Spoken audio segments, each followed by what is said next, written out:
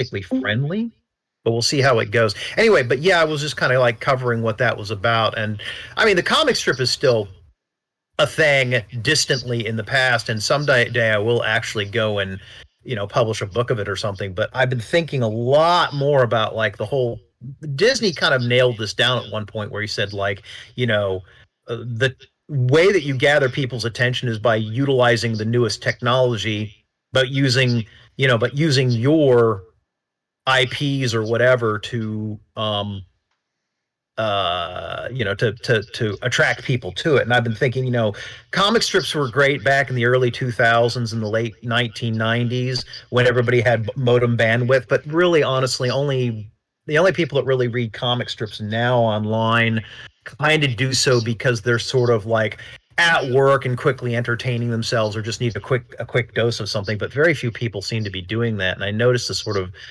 dropping off of that kind of thing as time went on. It became worse and worse as time went on. That it's like I noticed that after the game was the huge surge, and then afterwards it kind of went downhill from there.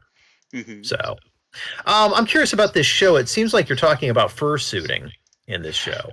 A lot of that is a common misconception, but it's actually just about the furry community, and of course the brony community as well. Right.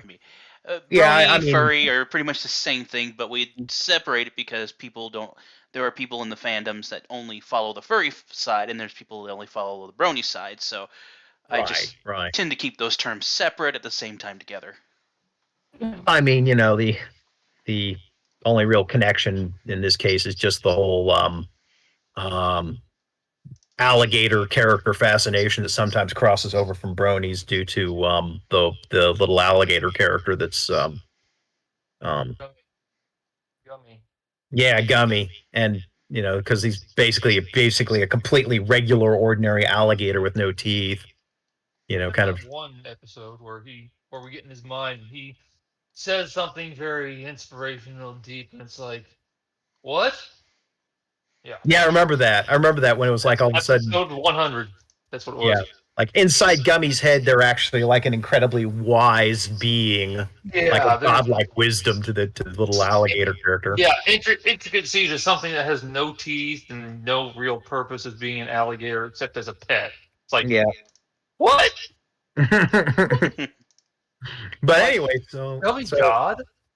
Yeah, I know. Maybe it's just a god avatar trapped inside the body of a small alligator thing with no teeth. But yeah, I thought that sort of deep philosophical musing in that creature. I mean, but anyway, any show has that. I mean, if you go back and watch, if you heard of Red versus Blue, there's one episode where Church, who's actually AI, is stuck in a memory unit, and then Caboose is trying to get him out, and like someone's looked up, was like, is Caboose God? And Caboose is like super, like the lowest intelligence level of anybody. It's like, is Caboose God? I can kind of see it now. Sure, it's playing the heck out of the platypus. So, how long is the show supposed to be? About an hour, roughly. Okay, we might be able to. Sometimes it's longer. Am I supposed to take up all the hour or what? Yeah, you're the guest. You're supposed to do everything. Yeah, you answer you ask the questions, you answer the questions, you speak into your heart's content, and we'll try and not murder you because we don't do anything. We're just over here. All right then. Yeah, it's just kind of a round robin. Usually, Copper will ask a question, you'll answer. I'll ask a question, you'll answer. And so we starting in 2 minutes or so. Yep, something like that. I mean, we have started at random times before. Yeah. It's just we try to get started at 5. But we're not one of these groups with millions or even hundreds of people following that. But we don't really have a set anything. My fandom has significantly atrophied over the last 3 years because I'm not producing any comics, and the stuff I'm doing is more cryptic lately, and I'm kind of building up to a new release, which is kind of funny you guys decided to tap into me now, because I am literally looking at the pilot for this show within the pilot for the show should be done within like preferably in November, depending on how surgery goes. I got like a surgery I've got to go to on September 29th. It's a minor hernia repair surgery, but hopefully it'll be okay. You mean October 29th? It is October. Yeah, it's October. Yes, October. Okay. October I was 29th. scared. I'm like, wait a minute. This is like a year in the making. Copper, where did we get this guy? Well, I didn't get him originally. Ark did. But we'll get into that. We'll get into that during the interview. It's not important. What was this? What was this about Art? What? No. Again, we'll get it. He's not important. We'll get to this later. Okay then. We're thinking about voting him off the island next. Oh dear. Well, you don't have to worry too much about me. I'm harmless for the most part. So, and I pretty much covered what I was going to talk about in that quick little compressed anecdote. Gotcha. Do it. All right, I'm going to mute you guys for just a minute, and I'll do the intro, and we'll get started. Do we need to be in the recording room? No. That's not necessary. Yeah. All right then. All right.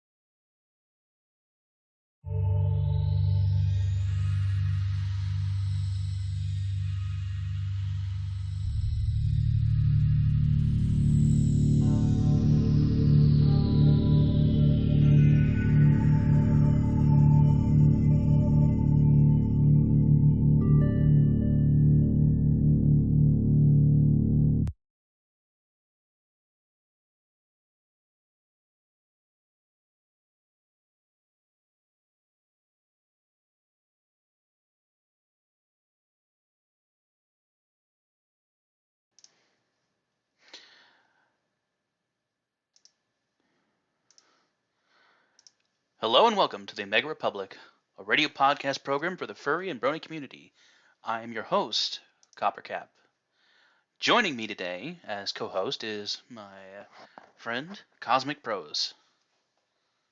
Yeah, I'm Cosmic Prose. Thank you for joining us here on Suiting Up for Life, where we seek out those in the furry fandom and or brony fandom, and get to know what it's like to be a furry and or brony, and what they do to make who they are part of the community. As we have a common misconception, I'll say real quick, Suiting Up for Life is not just about fursuiters. It's about the furry and brony community, and what they do to make who they are about a part of the community. And I just said that, I am sorry. Today, as our special guest and returning guest, we have GoneChoo I'm trying not to say that wrong.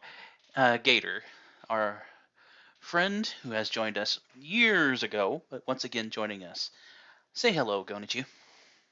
I be GoneChoo Gator. Hello, everybody out there in the internet lands with all the tubes and stuff.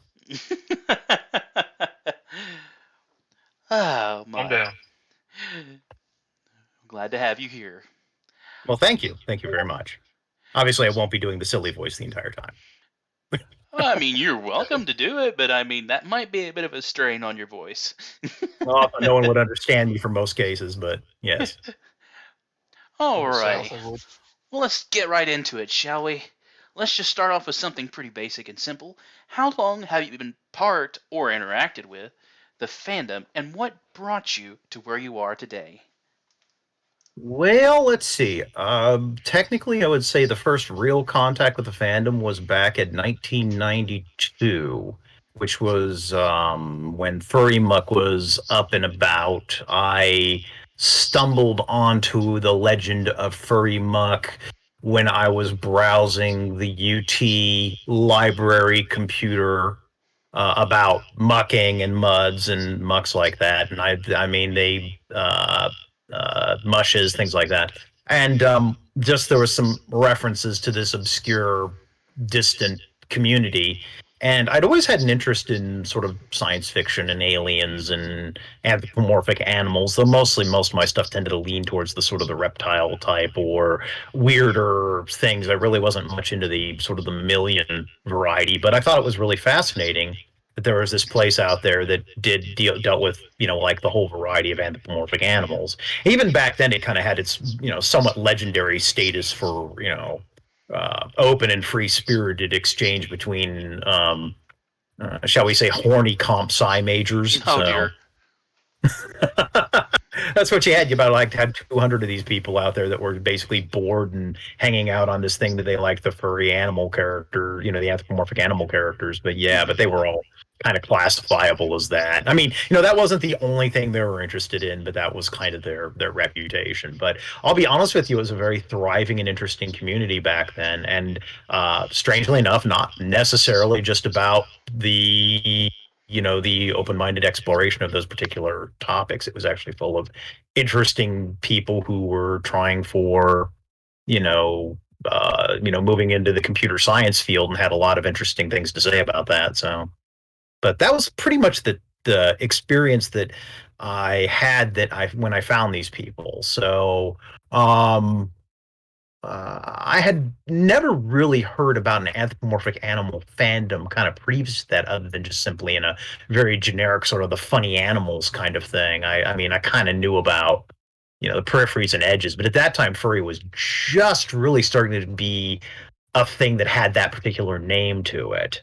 So, was there any specific extra thing you wanted to ask me about that? I kind of lost sight of part of the question there, I think. Well, I mean, say again, how old were you, would you say, when you started to actually be part of the fandom? Oh, I'll have to get into basics, but I'd say like early 20s, I'd guess. Trying to think. Yeah, it would have to be early 20s, kind of that kind of thing. So, it wasn't a problem for me to be on a place like Furry Muck. Though Furry Muck was not technically an adult place. It had a lot of adult interests and activities kind of under the surface if you went far enough down deep. But on the surface, it was supposed to be a PG place. So, Right. but it already garnered a bit of a reputation even in its early days. So, for the record, I wasn't actually particularly interested in that reputation, but I liked the idea of people being honest enough to talk about that kind of stuff. So it entered into kind of like opening the field for all sorts of interesting conversations in general. So. I see. Um, I mean, before your 20s though, did you ever feel like a sudden like urge to be part of something bigger? I mean, granted, most teens feel like they want to be part of something bigger, but did you feel like any kind of a spark or a need to search out? Um, that's a good question. I think mostly I fulfilled my social imperatives by role playing games like pen and paper or pencil and paper type tabletop role playing games and stuff like that, which was pretty much the only thing that was really going on, and BBSing. But I mean, the computerized environment and being able to reach across the entire country and find all these esoteric people who are interested in this one thing in such a large community, and being able to actually kind of physically build, through room-based environments, kind of places to be or environments to be in, kind of created this sort of like suddenly discovering another planet of text out there. I mean, there was something magical about that, in all honesty, and I think that probably shaped a lot of my opinions about furry. Because up until then, I mean, I had a friend that had picked up issues of Critters, which was kind of like the '80s era anthology for funny animals, pre-furry stuff, and you could see a lot of the furry stuff starting to show its appearances there in that particular work. There's like 30 issues of that. It was not particularly an overly successful comic, but it survived and was notable. So Yeah, I remember some of those. I think but it we was had like 2 or 3 copies of issues in a row, and that was all we ever had. And I'm like, this is interesting. Then to a different comic. yeah, I mean Usagi Ujimbo, I believe, might have gotten its start there, if I recall. I mean, I don't know if Albedo did or not, but I mean, like Steve Galacci and Stan Sakai had like a fairly strong presence, I believe, in issues of that.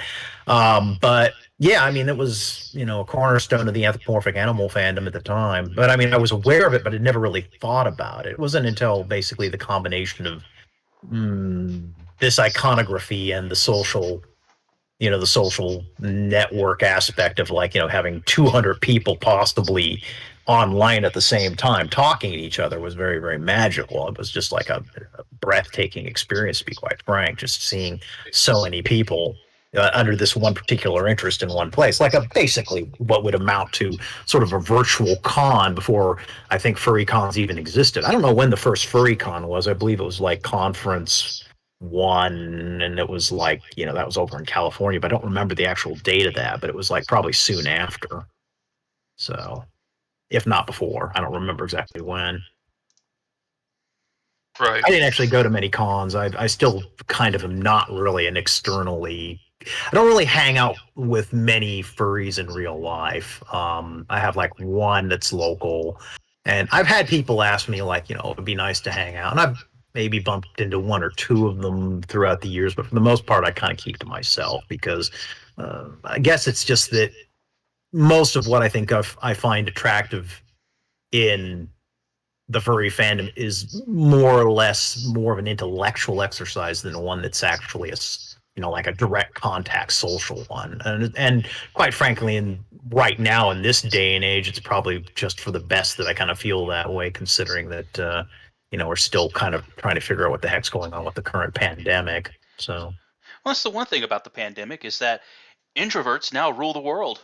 Extroverts are just sitting in a corner crying to themselves right now. So we warned you that was that real life actually was meant to prefer the introverted, and that the extroverted were all basically on this aberrant idea that that you should have this kind of free access to other people at all times, and it's like that was not a good idea and never was a good idea. But you should be a little bit more careful about the people that you interact with in real life anyway, to be frank. But yeah, that's happy I'm an introvert. I mean, I've always been I am definitely what I would refer to as a smug introvert. Though people claim that my presence in streams and whatnot is much more blatantly extroverted. It's just that I'd love to chat with people and talk, and I'm obviously full of myself to some degree. I hope within a humorous realm and not within a horrifying, egocentric fashion, though people would argue in some cases on that. But I do like to hang out with people, so I at least in absolutely a agree. Being an introvert doesn't mean you completely shut yourself off from society. It's just that you feel more comfortable in a solo setting.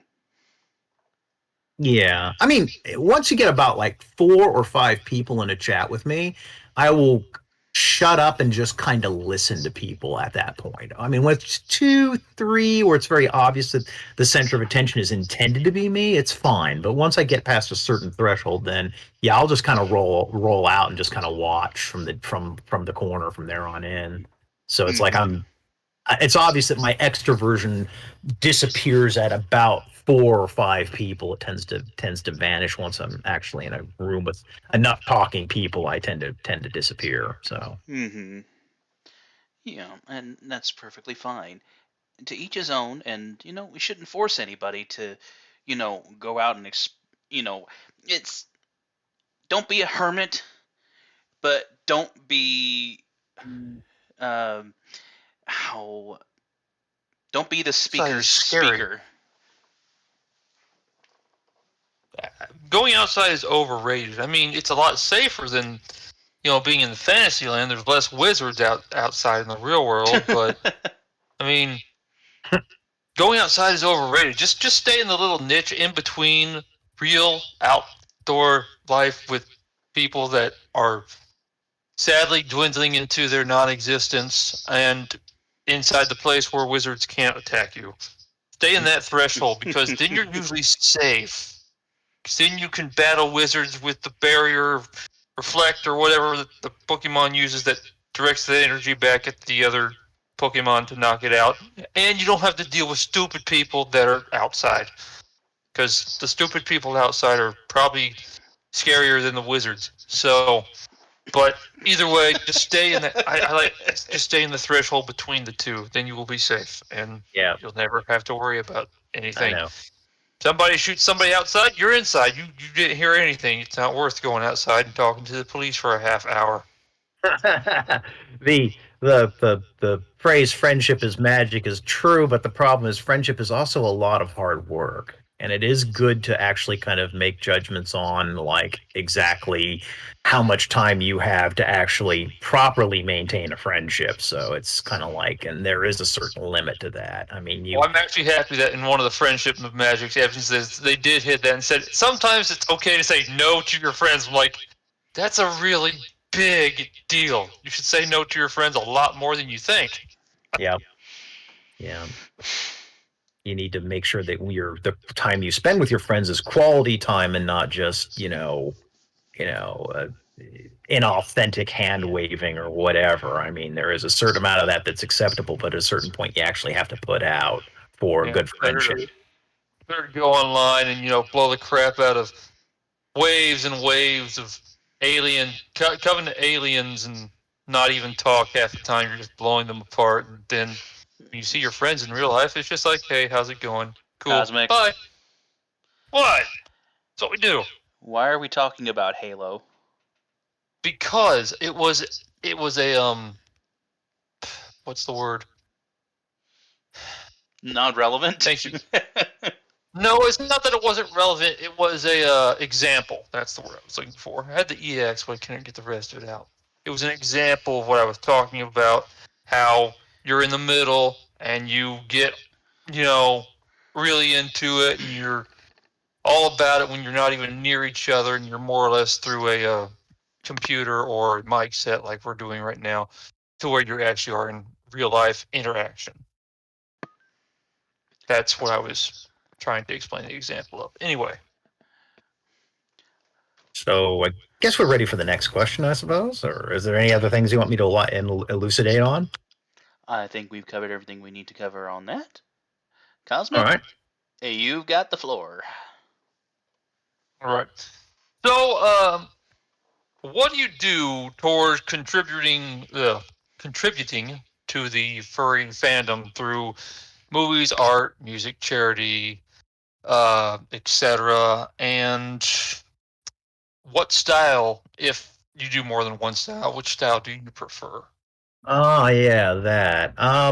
So essentially, I picked up a bit of fame at some point around the time that I started doing this sort of pogo-inspired newspaper comic that was really faithful to the whole coloration and style and vibe of newspaper comics from, say, the 70s and 80s, sort of a classic design thing. And I was doing a comic about an alligator character that was based very, very strongly off of the original Albert the Alligator by Walt Kelly that he was doing in the comic books back in the 1940s before he went off to do an actual comic strip, where Albert was a bit more of an antagonistic but lovable antagonist character who was constantly threatening the protagonists with devouring and other harassments, but didn't seem to actually be terribly serious about it for the most part, but was still kind of like, placing that sort of thought in his, a regular thought in his head for a good, as a good basis for telling stories or keeping the jokes running. Right. And that's how basically how GoneChoo came to pass, the comic strip in question, which of course that's how you pronounce it, is GoneChoo, as in I'm gonna eat you. The crazy hillbilly or southern alligator archetype, the kind of a little bit slow, but strangely polite, but very, very ardent about putting other critters in their mouth.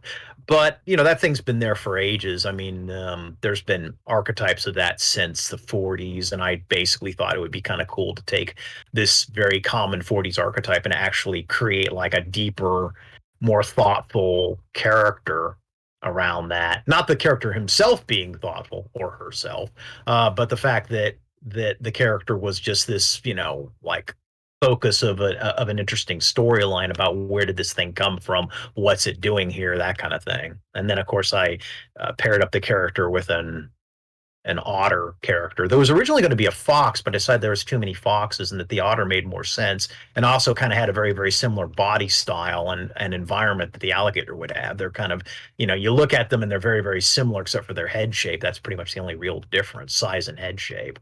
But But that was kind of the thing that I'd been known for. Now, the truth is, I had a presence in the fandoms, obviously, since 1992, but I'm not at liberty to actually discuss the details of all those elements of that fandom. There's hypotheses and revelations and elements, and people have made some theories, but that I've had previous work because the work on GoneChoo is a bit too polished for some guy that just kind of walked out of the woodwork and suddenly started producing a comic. It's kind of obvious I've done things in the past that are similar to this, but just I don't identify myself with them.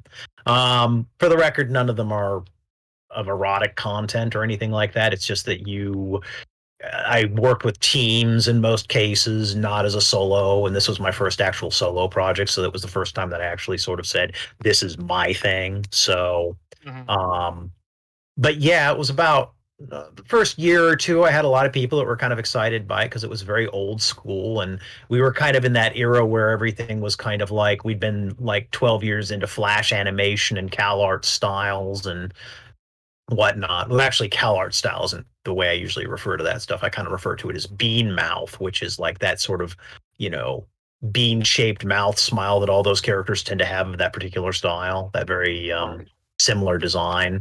Yeah. Yep. But I mean, because Cal Arts is actually a richer style than most people afford it. I mean, it goes back to like the entire, basically that entire school's production. And there's some very good, very golden age or silver age animation stuff in there. But everybody just kind of tags Cal Arts as being just this style that's arisen in the last, 10 or so years. Though the irony about that style is it probably has a large foundation in early 80s, late 70s anime, because the bean mouse shape that you see is very, very similar to the characters from Urusei Yatsura. Those annoying star people that were very popular in the 70s in Japan. That style is very, very similar to the character designs that are now very, very common in animation now. It's kind of funny how what was hot and cool in Japan in the 70s is now hot and cool and now 50 years some later, or 40 years later in America, because they found out that, yeah, this is the most efficient or cheapest way to produce animation because, the Japanese had been perfecting this for quite some time in the background. So it's kind of funny how it's all this stuff kind of comes back, or what comes around goes around, kind of a thing. Yeah. But anyway, but people liked the fact that I was drawing in this sort of golden age style stuff that was work intensive. We'll get to a point about why work intensive art has its problems, but people love the work intensive aspect of it. So I got a lot of attention for it initially. And everybody hypothesized that I was somebody big in the industry or something, which I'm really not. I mean, I'm probably better rooted in some cases, but I'm not like somebody who actually has like some animated series somewhere on television or something like that. That sort of legendary, the furry artist that's got like a mainstream art career somewhere. No, I actually work in medicine as my primary job. But anyway, but somebody basically took an interest in GoneChoo and said, I'd like to make a game with you based off of the characters. And that was the big breakout, was when we made the game and put it up on Steam. And all of a sudden, like, my attention went from several hundred people to 1,000 people rather quickly overnight. And I've never really topped that since. It kind of went up and then kind of went back down again, as like, another game didn't immediately follow afterwards. And I'm still actually working on plans for a second game, even though it's been a while, because I do believe that as much as I love the 2D artwork stuff, I kind of believe that we've moved into the age where it's more about 3D, 2D, and games kind of stuff. 2D animation and games has become more of a thing. Because, I mean, in the last, webcomics were a hot thing back in the late 90s and the early 2K. Back when we had modems and, we couldn't really stream video and stuff like that. And I'm starting to see now it's probably more accurate to assume that most people actually watch videos or animation or play games. And I think that's kind of where everything's moved since. And I'm very interested in that kind of stuff. I have since become, even though the strip kind of ceased production around 2017, um, it kind of ended with a very clear ending. Well, clear is probably not the word I should say. It had an ending that was clearly an ending, but what actually was going on, I don't think most people really completely understood. I left it kind of a bit of a complicated puzzle that I don't think most people actually understood what I was trying to say. That was a big problem with the strip in general. Is like a lot of people misinterpreted what the strip was actually intended to be saying. I didn't really encourage clarity or making it easier for people either, because I kind of wanted them to think about what was going on. But uh, there's still puzzles that have not been solved. I mean, I'll go ahead and be honest with you. There are things embedded in the strip that people have not yet discovered, even to this day. There was a bunch of puzzles that were invented in the game era that have been kind of figured out, and that alluded to some of the puzzles that were in the strip. But nobody's actually come up to me and said, "Oh, I saw what you did, and now I understand what is going on." No one's actually completely gotten to that stage. They've tried. Some have gotten very close. Some discovered. I think all the secrets have been discovered by people in essence, but they haven't put all the pieces together and actually made sense of it all. So there's still something there that I'm kind of waiting to see if somebody figures out. But I figured the second or third game, I'll probably make it a little bit more clear and get a little deeper in that. Um, I've been wanting to do kind of an RPG that deals with the otter character with the gator character as kind of a sidekick thing, and they go around and basically kind of not, I wouldn't say reenact portions of the strip, but kind of like deal in situations that are very very similar to the strip and are deeper and get more into the detail, because I always felt like the comic strip kind of ended rather abruptly, like about the last 50 or so strips kind of went into warp speed to explain things. And I mean, explain things in huge quotes around it. Because it didn't do that, didn't intend to do a very good job. It meant to be very cryptic and kind of David Lynchian about it towards the end. I mean, what looked like to be just sort of a fun, funny animal strip turned out to be kind of a weird, cosmic, strange experience towards the very end that I don't think, like I said, I don't think many people actually got a hold of that and understood what I was trying to do with it. To this day, I still think most people are still scratching their head over what the heck I was trying to do with that. But I will allude to one thing.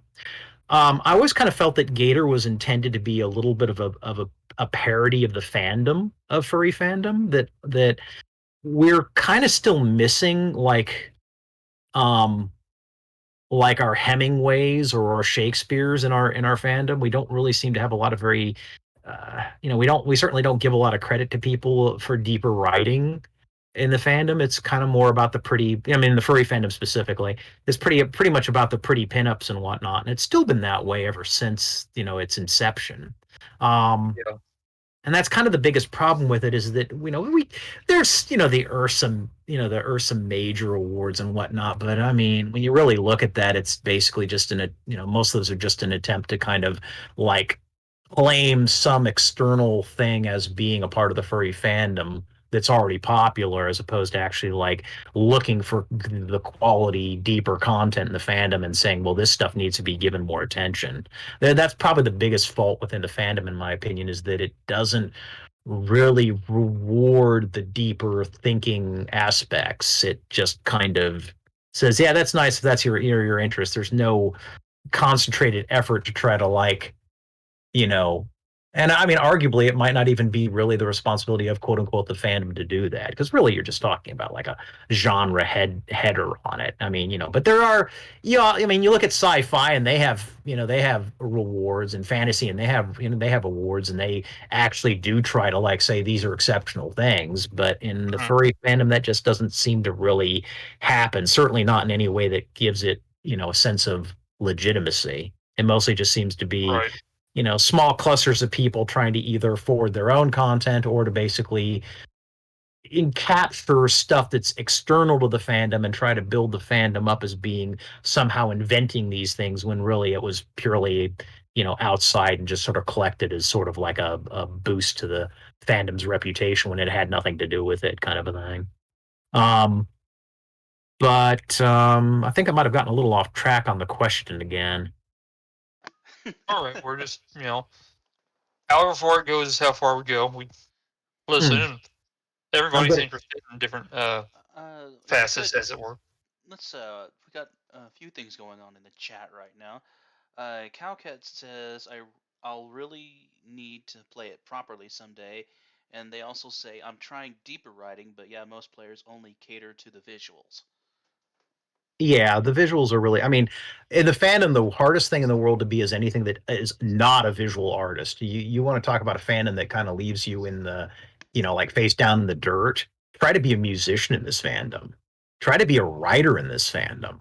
Try to be anything other than like a visual artist in this fandom, and you just feel like nobody cares about you. I mean, I'm a visual artist, so I get all the wonderful, lauding and adulation, but I look and I watch other people who are like, even people who basically code games don't even get anywhere near the attention that, say, a visual artist does. Being a visual artist is to be the true royalty of the furry fandom, and maybe not necessarily a royalty that deserves it either.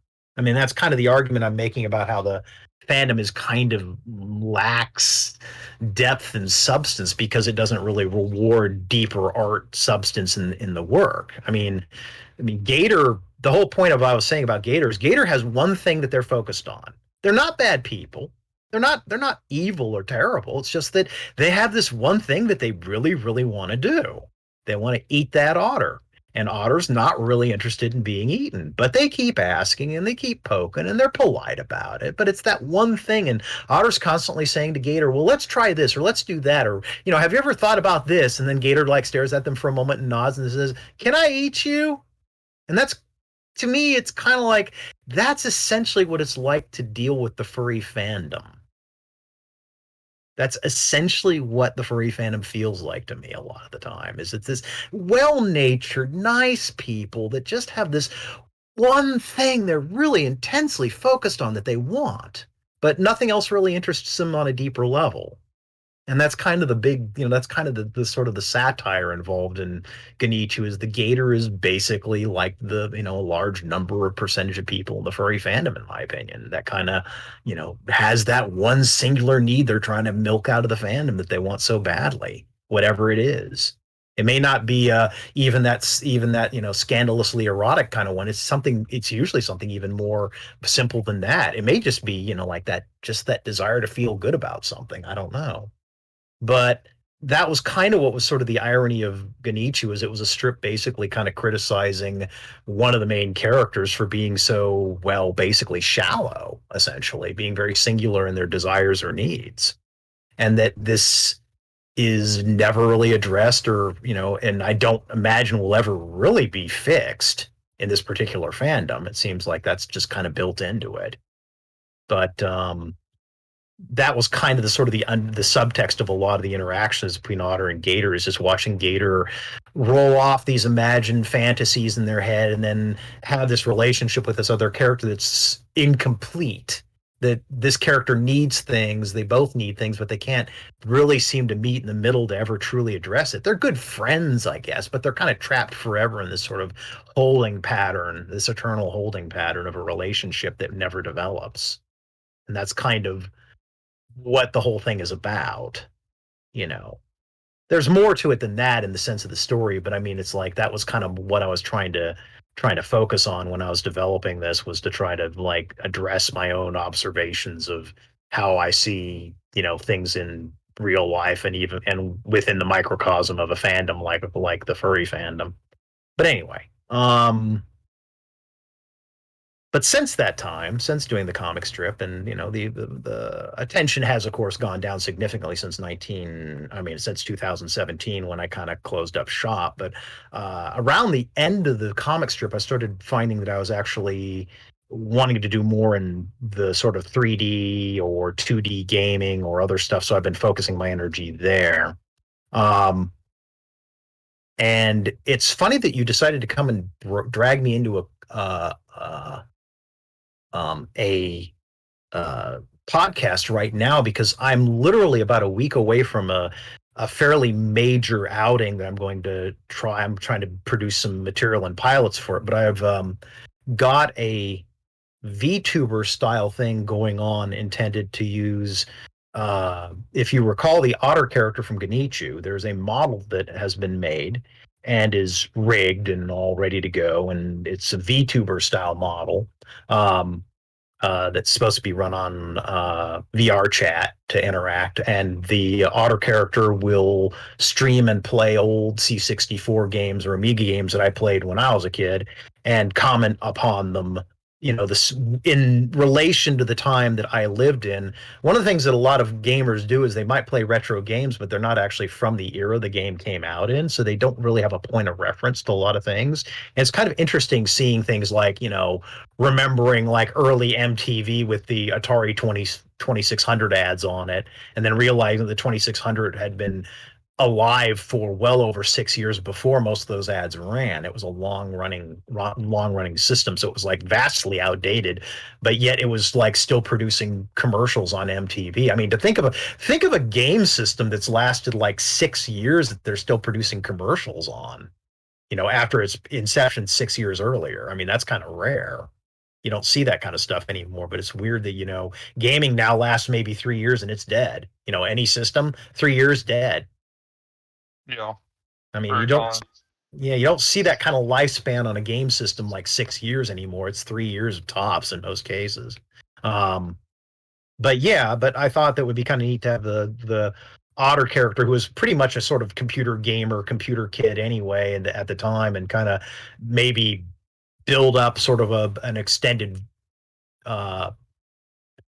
show on that. So I've been trying to produce possibly a live streaming plus the actual recorded show combo. I'm still kind of testing things out, but it's a lot. I mean, it's far enough along that I actually have like the character ready to go and have done a couple of prototyping tests in the last week or two, and I'm hoping that by November I'll start actually doing shows. I have a Twitch channel called and you're gonna love this, called Otter Retro.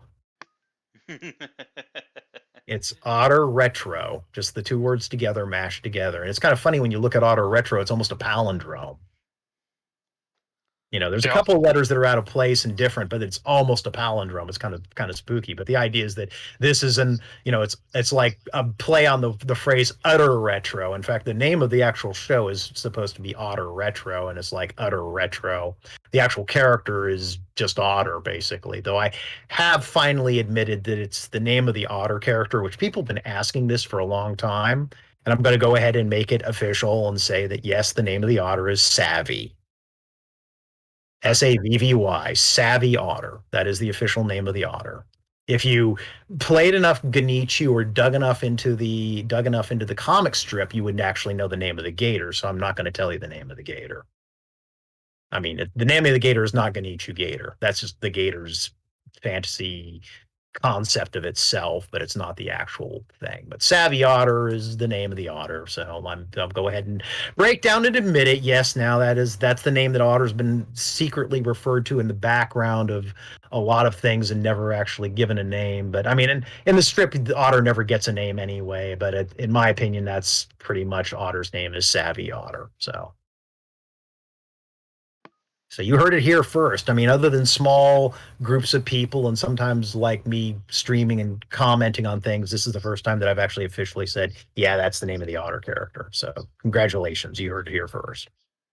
More than likely. But the Twitch channel is OTTER RETRO. And if you search for that, put a link up for that will eventually become active. Right now, it's just a dead channel with nothing on it for the most part. I've also got a Twitter with that as well. I kind of see it separate from GoneChoo. There may be some vague references to GoneChoo. I once joked to somebody that I thought it was kind of funny that Otter is actually a video game protagonist.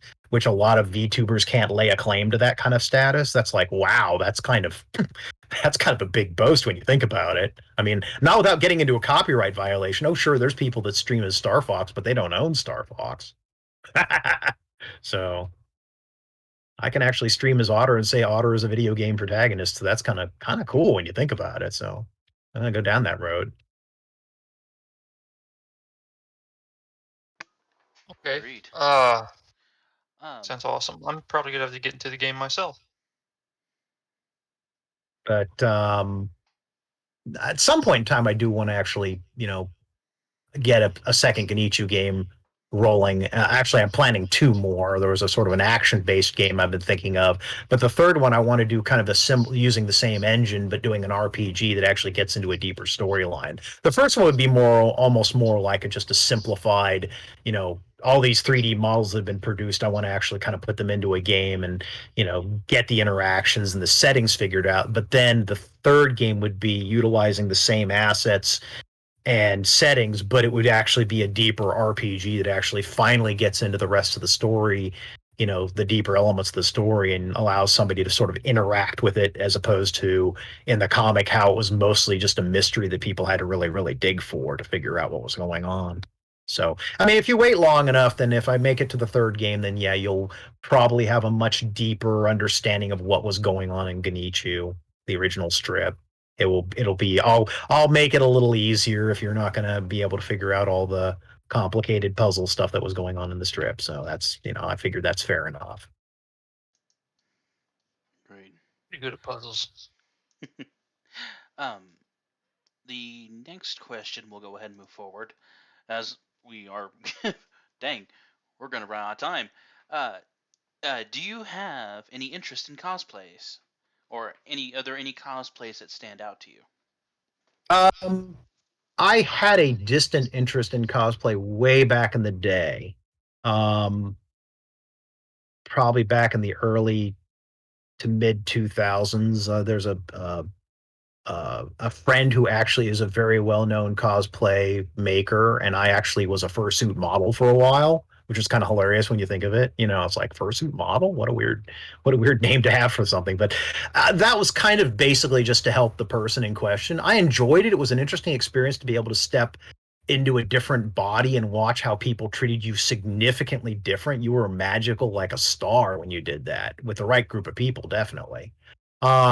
And it was a fun experience, but after a while I got kind of tired of all the prep, and it's hot, and you get older and you're getting tired much faster, and in some cases you're dragging out around a lot of tail baggage and stuff like that behind you, and you get kind of tired. And so after about 3 years doing it, I finally just, the friends stopped going to cons to sell fursuits. They were doing so well that they were basically no longer needing to go to cons to really plug the stuff. So I stopped going to cons with them and kind of put my stuff away as well. But it wasn't, for the record, it wasn't anything GoneChoo related. It was way, way, way before then. Way, way, way before then.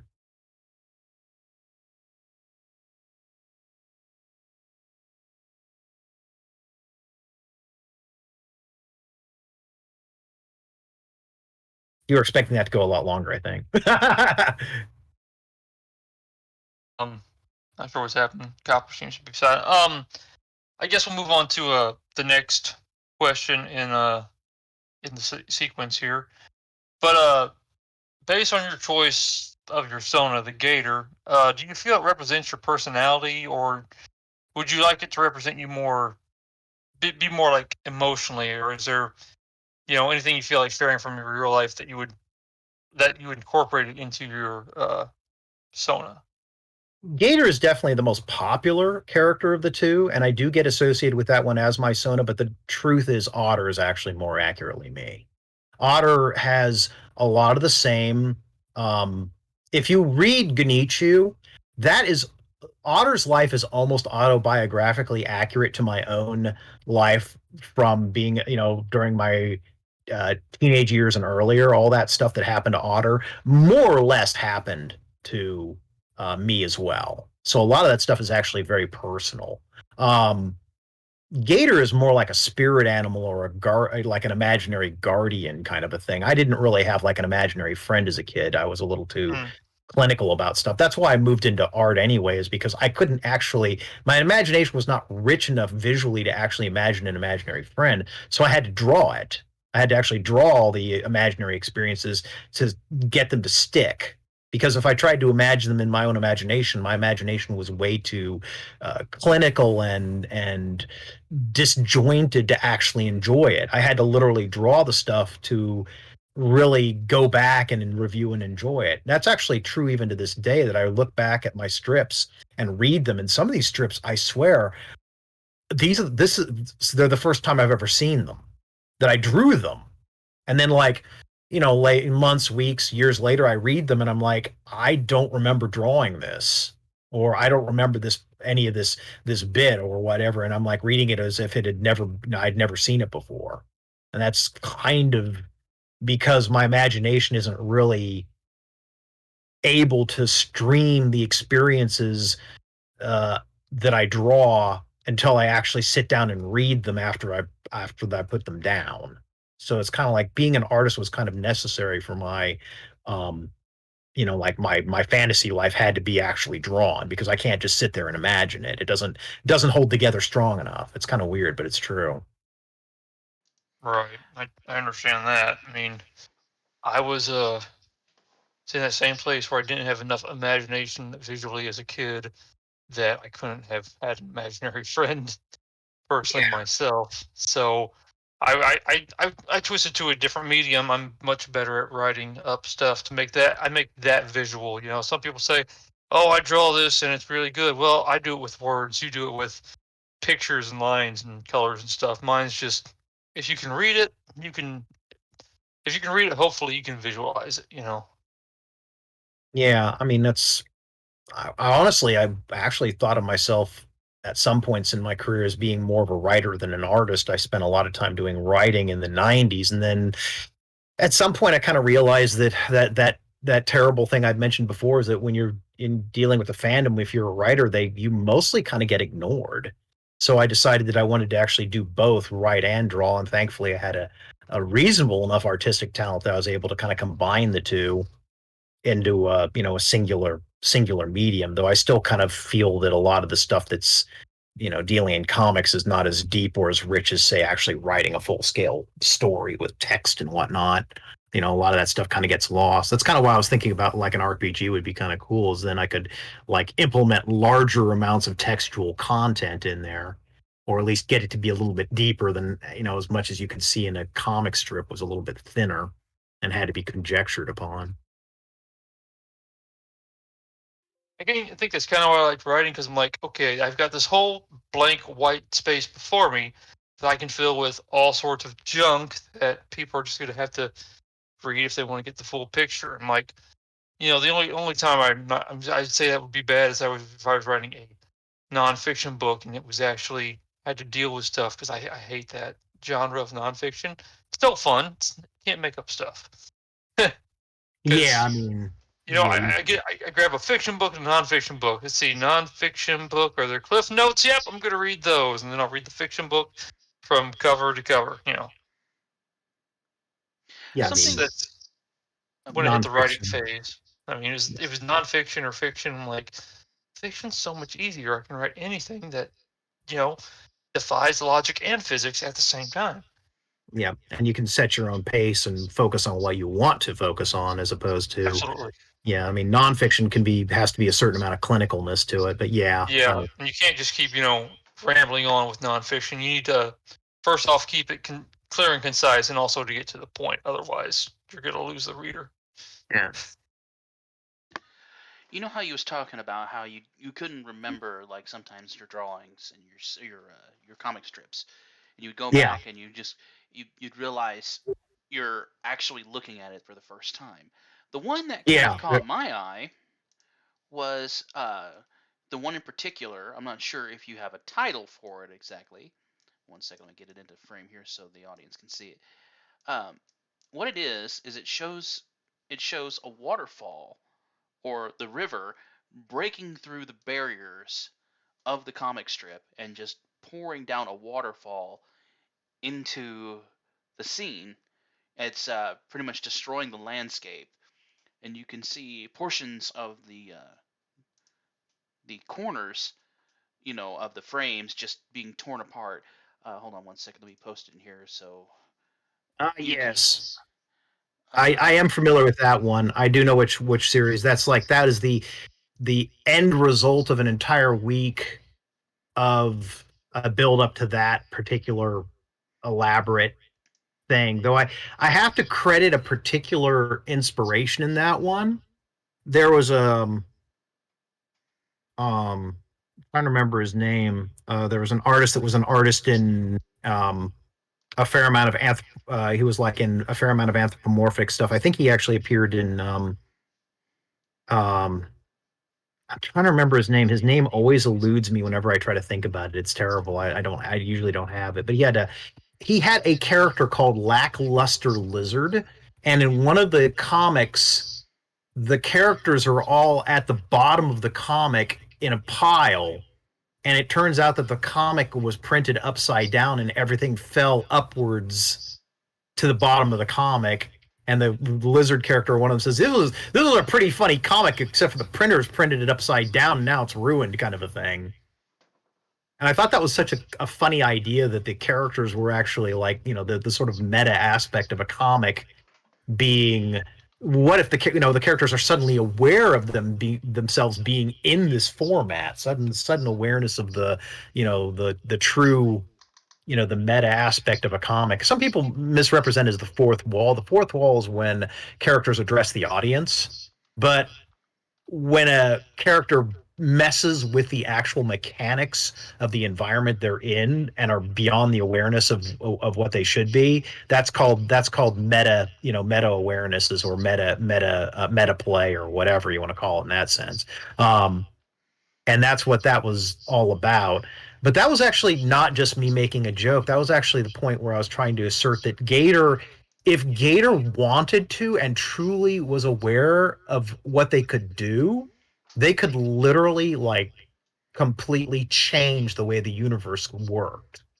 If they just had enough concentration and focus, they could do so much more with what they could do, what they desired. And that was what that was all about, is that Gator was like this golden age cartoon character, and golden age cartoon characters could do all, if you remember like Chuck Jones's Duck Amuck, where Daffy Duck is being tormented by an unseen assailant who is the cartoonist, and the cartoonist is constantly changing. That's basically the kind of things that cartoon characters could be doing if they had nobody standing in their way and had the desire to do so, and that kind of like, demiurge like power. That Gator was literally the only real true golden age cartoon character left in that environment at that point in time, which meant that he was literally, or the Gator was the only character that could potentially do literally godlike things in that environment. But because Gator's only interest was this very limited focused concept of who they were, they didn't tap into it, except like on rare occasions. And that was one of the rare occasions where they tapped into it very, very recklessly and broke through the boundaries of the comic and ended up collapsing the entire Sunday and producing replicas of both the Otter and the Gator randomly, because they disrupted the time between the strips. So all the characters started to collect around in various parts of the comic as if they were all in the same place. All these moments of time were just broken and falling into each other dimensionally, and there and Gator was there saying, well, maybe that wasn't such a good idea. Stuff like that. Yeah. But that was my favorite run, and that was like, I think that's the one that sticks with a lot of people. That visually is just the ridiculous boundary breaking moment where Gator breaks the boundaries of this comic strip, and then goes in and, after breaking the boundaries of the comic strip, there's the aftermath on Sunday where all the entire comic literally falls in because the infrastructure's been compromised. Yeah. I like that kind of two breaking the fourth wall, as it were. Yep. Well, I mean, yeah, I mean, it's a violation of the meta of the strip, basically. But anyway.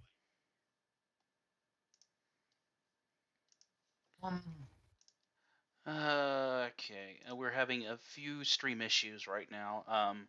Yeah, somebody said that they had lost that it had ended or something. They said, "Has the stream ended?" And I didn't want to tell them.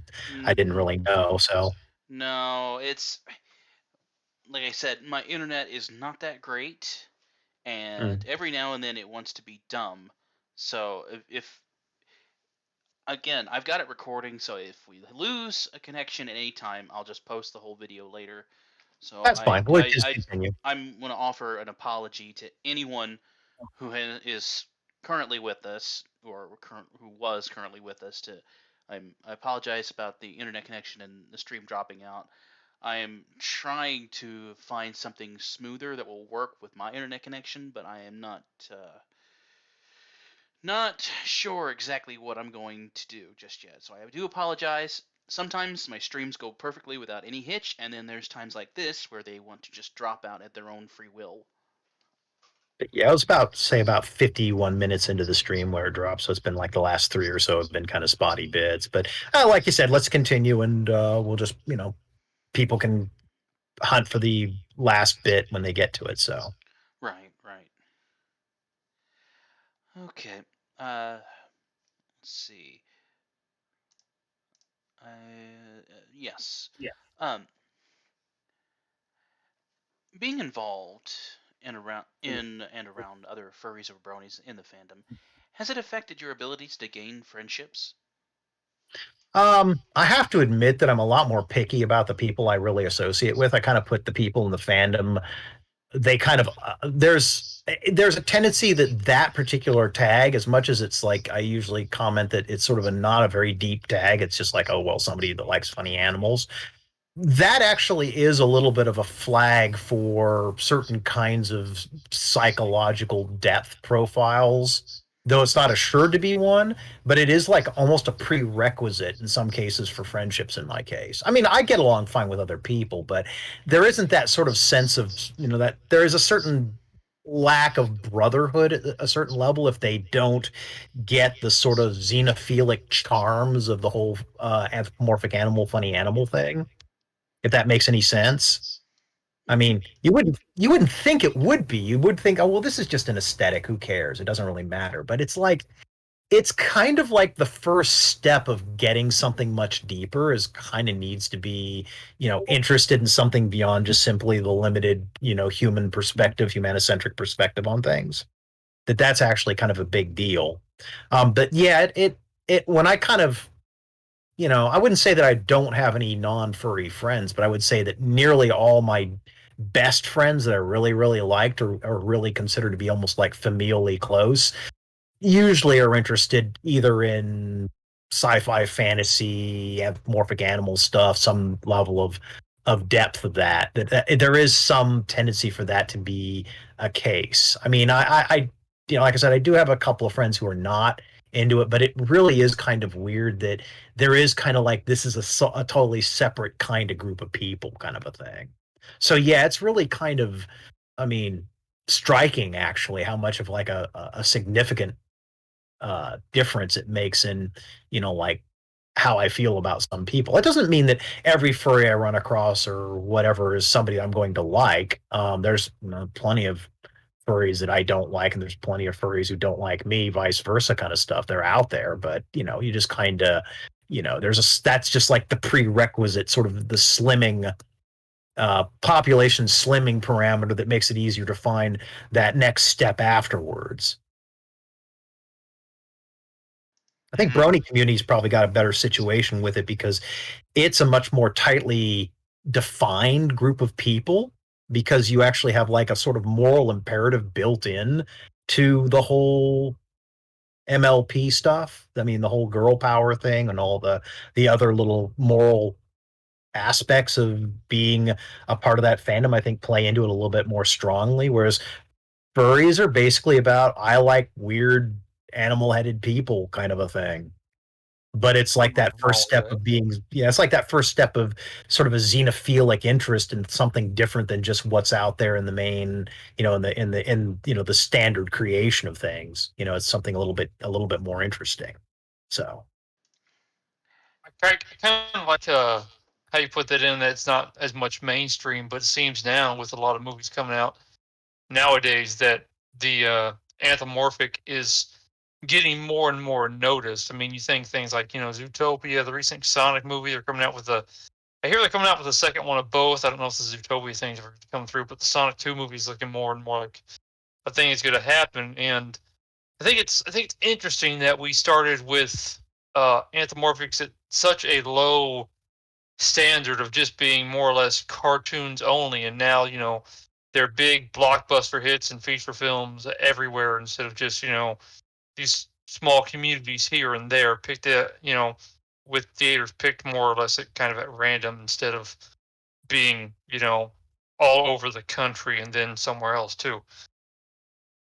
I mean, it may just simply be a matter of fact that they just have run out of stuff to write about anymore. I mean, I even commented the reason why the Japanese are doing more anthropomorphic animal stuff is because, I mean, how many more years of, your dozen or so harem anime can you do before people really do get kind of bored of it? And yeah, there's a slow tendency to kind of develop new unusual content because I think we've kind of run out of everything else to say. Agreed. And if you're not familiar with it, One Piece is the show about this group of people who go in search of their lifelong dreams. Is the boiled down version. It's pretty much a pirate. It's supposed to be a pirate show, but it turns into a lot more than that, considering it's one of the longest running animes in I'll Funimation history. I'll break into it for here and let you know that I'm actually a pretty big One Piece fan, though I haven't been following it in the last 5 years very deeply. I think I left off around the Wano country bit about halfway through there, and I kind of been sort of holding off, waiting for it to kind of. I guess I'm kind of waiting for it to come to an end per se. But yeah, I love One Piece because it's such a crazy fusion of both drama and comedy. It's like a Warner Brothers cartoon fused with the sort of the deadly serious kind of anime style dramatics. It's an interesting blend of multiple genres. It's absolutely crazy strange. But yeah, I'm completely familiar with One Piece. Well, you were mentioning anthropomorphic. If you recall, there's the village they come to on this giant elephant. And Oh spoilers for yeah. anyone who hasn't watched it yet, and I do apologize. Again, spoilers. They come across this village of nothing but these anthropomorphic characters, both, prominently male and female characters, just of all these sorts of animals. And you're like, okay, we know exactly what they're doing. they the writers and the animators knew exactly what they were doing when they put this in One Piece anime, because the time that this was released in Japan was, I'm pretty sure, the same time that the furry fandom began to explode. I And mean, go ahead. Japan has a very interesting relationship with their anthropomorphic animal stuff because it's kind of built into their culture a lot deeper.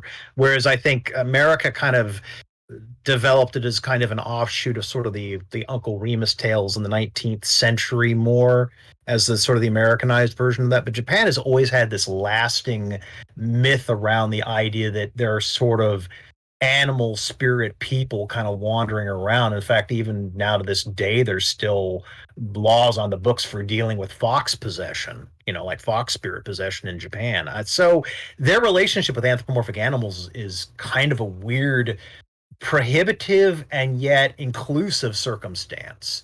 Like the Japanese don't really like the idea that people will become animal people. They kind of like the idea that animal people are kind of their own very separate thing and that they're kind of an unknowable, and that's kind of different from the furry fandom where it's like there's kind of this desire to kind of hybridize between the two. Like the idea of crossing over a lot more mentally into like different forms and whatnot. But the Japanese kind of have this sort of like humans are human and animal people are animal people and animal people are unknowable outsider things, though we can appreciate them from a distance kind of a thing. So there's this weird thing. I had a conversation with a Japanese friend that says that they don't really like um the Japanese culture that they came from because it doesn't really have room for furry style anthropomorphic animals, but it has its own special, unique Japanese culture addressing of that, but it's not the same. It doesn't have the same kind of bridge. It's a very interesting thing. But yeah, they're still kind of getting used to that. Even now, the Japanese anthropomorphic animal thing is kind of a strange. Um, it's a strange beast. It's a strange beast. It really is. It's they have a greater difficulty kind of addressing the furry thing as we recognize it, but they don't have a problem addressing the whole concept of smart talking animals. That's something built really deep into their culture, but the way that we're seeing it in furry is kind of almost like having a religion in place that kind of is similar to something, and then suddenly another religion appears that's got a slightly different heretical view of it. And that's kind of the problem, is it's not really the same, and it doesn't quite fit, and there's a little bit more resistance to it. And I think that's why you're not seeing the development of funny animal, anthropomorphic animal kind of furry stuff in Japan as feverishly crazy as you would here. Are you It's still familiar there. with the anime show called BNA? No, not BNA. BNA is another anime which is solely based on these kind. It's based on these half animal, half human. Not just Beastmen, straight up. It is what doesn't. they're They don't. called. What's that? The show calls them Beastmen. There you go. Although Yes. it's just called Beastmen. Although there's men and women, so don't let that fool you. Right. But yeah, they're called Beastmen. They live apart from the humans.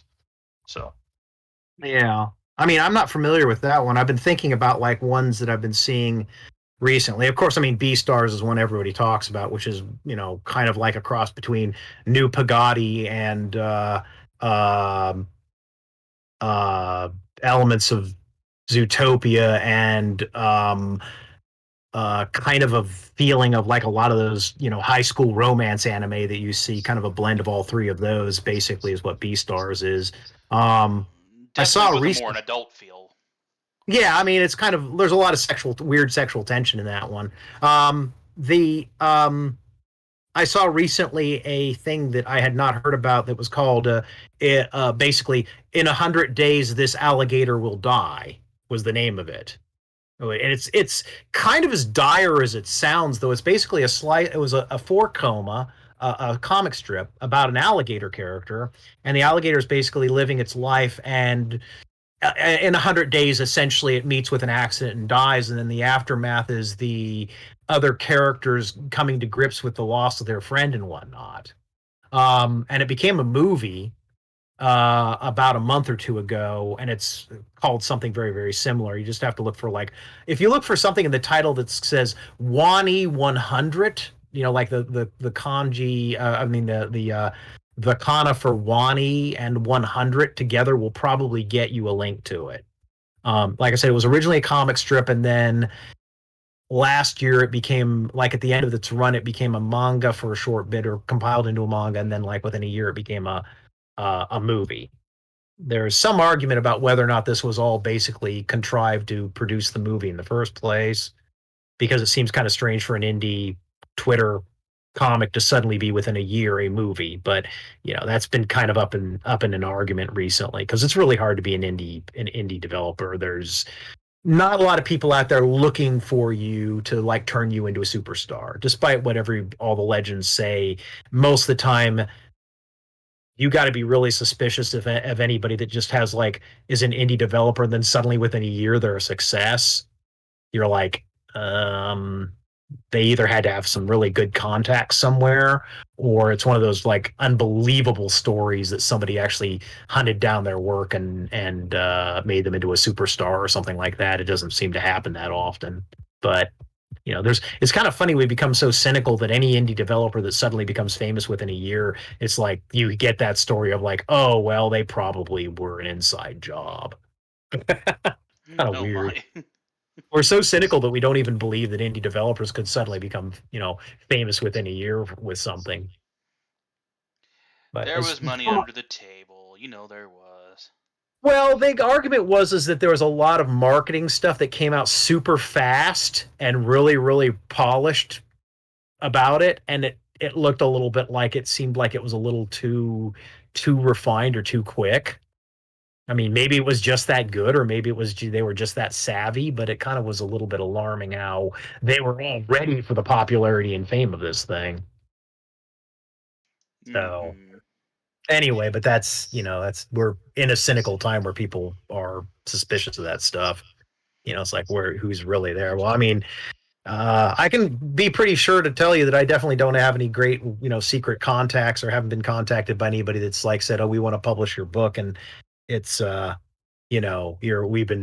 gonna bring your stuff to a wider audience. I've not gotten any kind of contact like that from anybody. That's totally not happened. I mean, Oh, you're not working with the Russians? no, I'm not working with the Chinese or the Russians. I'm sorry.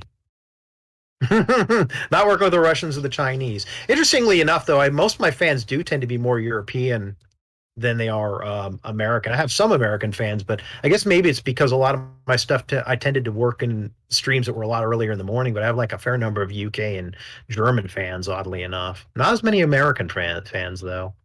So kind of interesting how that kind of breaks down. Yeah, it is. I agree with that. I had that same thing when I ran a blog for a little while. I had a lot of people in the UK and London. I'm like, almost nobody, everybody else was from America, but I had a lot of German folks. I'm like, huh, this is interesting. I know 3 people in Germany. Yeah, I have an unusual number of German friends too. I didn't really expect that. It just kind of came out of the woodwork. I mean, I've got a couple of French friends, couple I of mean, Spanish. I don't have any German friends. I have family that lives in Germany, but Right.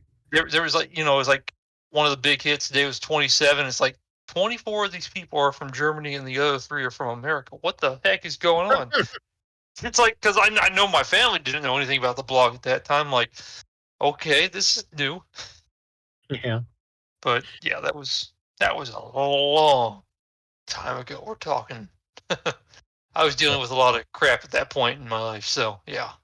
I mean, other than Agretsuko, which is the red panda thing with the angry office lady, which was good at the very beginning, but has since become has kind of soft pedaled the office slavery angle to try to make it more marketable, which is kind of disturbingly contrary to the whole concept. But the thing was made by Sanrio to start with, so it's like you got to kind of question the goals of that one as well. So, but yeah, there's anthropomorphic animal stuff out there in Japanese anime, but it's still surprisingly spotty. Even in all honesty, it's even in my opinion more spotty than the American stuff. I mean, the American stuff has got a lot of grassroots stuff, but not any big stuff. I mean, your Zootopia was the biggest breakout I can think of in recent times. I mean, it was Well, there was also the lesser known Sing, which was yeah, done that's true. by DreamWorks. I saw Sing. I mean, not directly, but I saw references to Sing. But yeah, it's growing, I think, and something that's come to mind is that I think in the future we're probably destined for a lot more funny anthropomorphic animal stuff because we're kind of entering a time that I'm seeing culturally where we're not really allowed to talk about other existing human beings or cultures anymore. We can't really talk about it unless we're like actually a part of that culture. It's no longer easy to talk about these things because people get sensitive about it or get nervous. There's a lot of people that just don't have a sense of humor about anything anymore. Very, very Yeah. sensitive about stuff, and I think that Very. ultimately is going to lead us to a new path of a new golden age of anthropomorphic animals to have any kind of discussions that are substantive or meaningful because we're not allowed to have these substantive and meaningful conversations about human beings anymore. And I Right, think that's because with actually animals, where we're going. absolutely, you're absolutely right. Because I never really looked at it like that before, but you absolutely bring up a pretty good point. Because with animals, the any kind of racial or gender stereotypes completely dissolve. Yep. Yeah, we can't, and that was my big problem is that people always say, well, the funny animal stuff or the cartoon animal stuff isn't about real stuff. And I'm like going, we can't have discussions about real stuff anymore, though. We're not Exactly. allowed to. So When the only way we can have deeper substantive discussions about things is if we mask them in forms that allow us to have the really meaningful conversations about stuff, because people aren't going to go ballistic over their personal opinion of what humans should or should not be able to do. Absolutely. When have you ever watched a Looney Tunes cartoon and said, "Oh my gosh, that's totally out of character. That's not really supposed to be done with that kind of gender or anything like that." Now, granted, there are 1 or 2 episodes of Looney Tunes that do the whole stereotypical racial blackface thing, but we're not going to touch on that. I'm talking about Looney Tunes in general. Right. The idea of like cartoon animals, you don't think about what the cartoon animals are like. There's no deeper representation of anything there. It doesn't, you don't ask yourself, well, is it's this or that? I mean, it's true. I mean, you're going to be seeing any Pepe Le Pew cartoons, you're going to be thinking about comedy French parodies of cartoon, like a cartoon version of the French thing. I have this a French friend that I always ask him, like, jokingly ask him, like, "Oh, what are these French people saying in this cartoon?" And of course, I know that it's just gobbledygook French. It's not real French. It's just, "Oh, pew pew." That's about as deep as the French gets. I don't think, the creator of Pepe Le Pew, I don't think it was really intended to be, "Oh, the French are stinky." I don't see it like that. It's just No. French are well, in stereotypes, the masters of love, and that's the only thing he was getting at, was when he made this character, and he thought, okay, how can I make this character as humorous as possible? I know, I'll make him a skunk to where he is romantic, but he never gets the girl. Right. I don't think he was actually trying to say, "Oh, the French are stinky." I mean, I think this all boils down to the idea that seeing cartoon reality as its own thing, as opposed to being actually applying in any way, shape, or form to our reality, is kind of an important aspect of enjoying this stuff, is not allowing these cartoons to be, like a direct reference or a milestone for understanding things. I mean, I watched these cartoons as a kid, and whenever I saw any kind of black stereotyping in the cartoons, I thought, well, this is, like cartoon character stuff. I didn't think about this being real in any way, shape, or form, or applying to anything like to actual people in our world. I never thought of it that way. I mean, I always thought they were just like, oh, maybe they were caricatures of things based in our world, but that this was not some litmus for reality. When I looked at it, I always thought it as like cartoon reality, just like guns in cartoon reality never actually did any lasting harm to anybody. And we all know that guns in our reality are pretty damn effective at killing you dead. So, oh yeah, no doubt in that. Yeah, and that's kind of how I always saw cartoons. As I looked like these, cartoon reality is its own special environment. I mean, it's like, that's why violent cartoons never really bothered me that much, because it's like, obviously cartoon characters can't technically be killed for any real length of time. So violence kind of becomes sort of a weird social interaction for the characters. And that leads to another reference with Looney Tunes, because I mean, you see Wile E. Coyote constantly being battered, blown up, cut, dropped, shot, blasted. I mean, and he just ends up, practically walking away from it. Yeah, I mean, because as someone even pointed out, it's not really, they're so obsessed. They could walk away at any time from all this if they just stopped doing it, but they have to do this thing, this one thing they're so obsessed with. So they just invite the horrifying battering, even though they don't want it at the moment that it happens, but they won't stop their incessant circumstance to get involved with this stuff. You have a coyote that could practically order anything online. I mean, Wile E. Coyote, he was the first Amazon shopper when you really think about it. He was. I mean, he's able to order almost anything almost within the next day delivery, mind you. Acme is Amazon of the 40s. Exactly. Yeah, Acme. And you're thinking, okay, and he orders all this stuff, and yet he doesn't even bother to order takeout. Because he's after the Roadrunner, dude. Yeah, he wants the Roadrunner. If there's no Roadrunner, Chinese is not going to cut it at this point. Sorry. Yeah. He is obsessed with that bony, meatless bird, just simply in the fact that it's been so long that this is the one singular thing they're focused on. Cartoon characters are known for their sort of obsessive compulsive disorders. I mean, GoneChoo Gator being a a lovable but classic example of a cartoon character with an obsessive compulsive disorder they can't really control. Oh my! Sounds like me. Oh dear. Yeah, I mean, he's like you said, he's constantly after. He's constantly after the otter. He wants to. Yeah.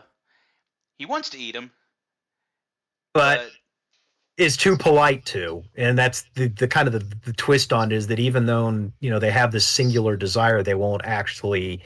It requires it to be in a certain circumstance which can't resolve itself, so it's perpetually stuck. So they spend all their time kind of half fantasizing and kind of being hopeful and otherwise interacting with the character that they like so much, but that they believe this is their raison d'etre or whatever, that they're supposed to be involved with this character. As the strip goes on, you find out that it's not really true. What the Gator is seeing is actually kind of an unfortunate like misinterpretation or deformation or memory failure. In the case of the Gator, they just don't understand who they really are.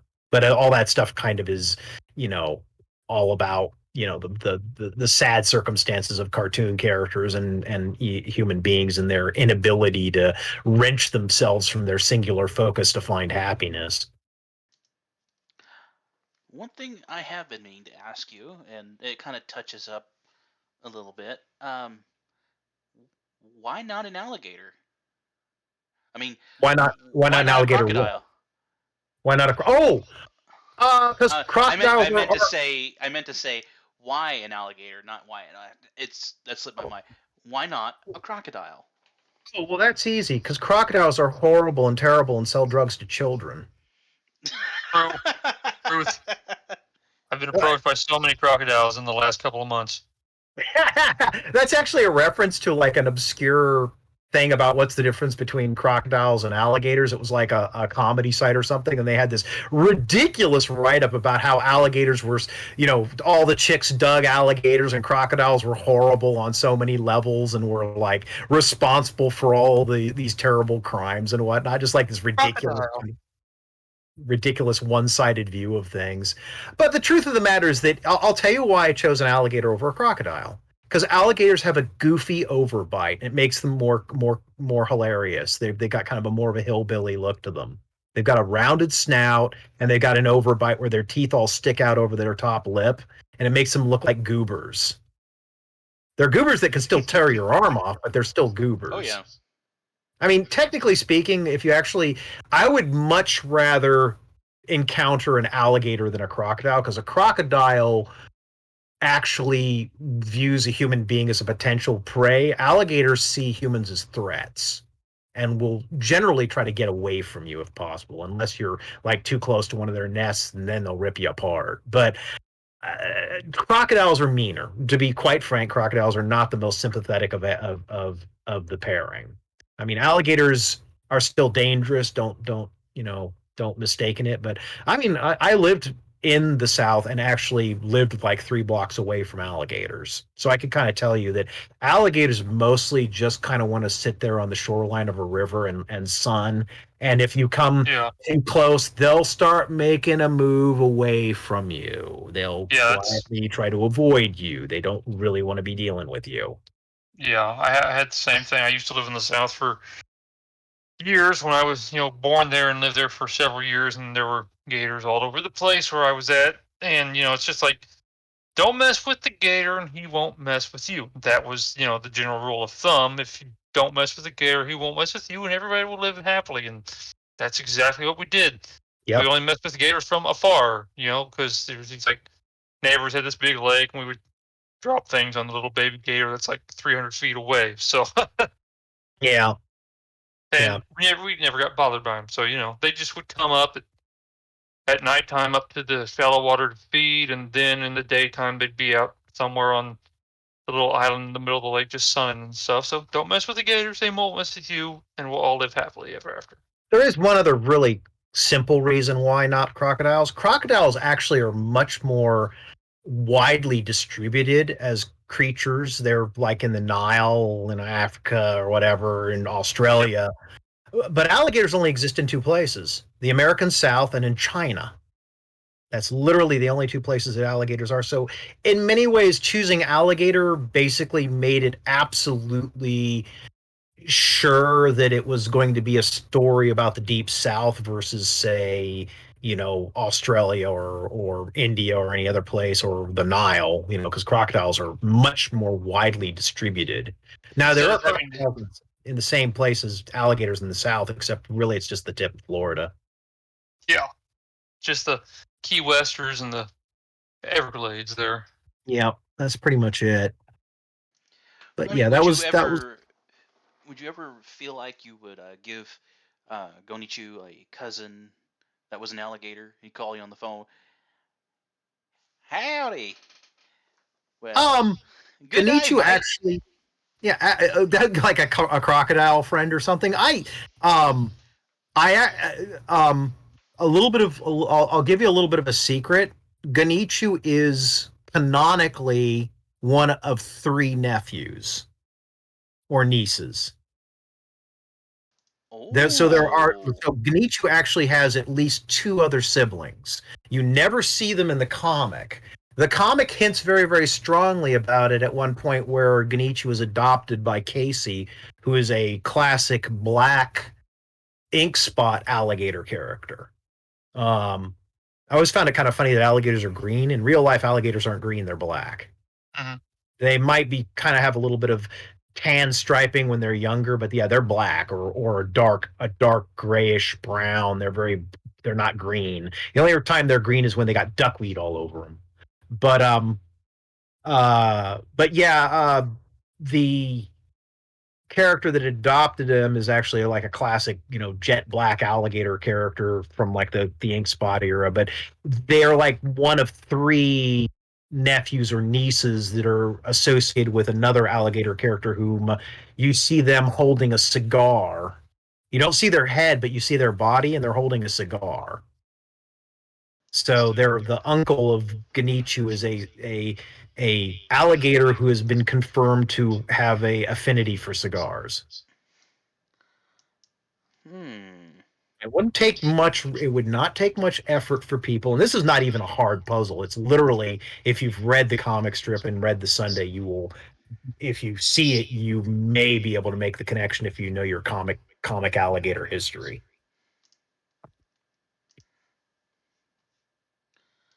Let's see. Is this one of them that you were referring to? What's that voice posting? Let me take a Yeah. look. Let's see here.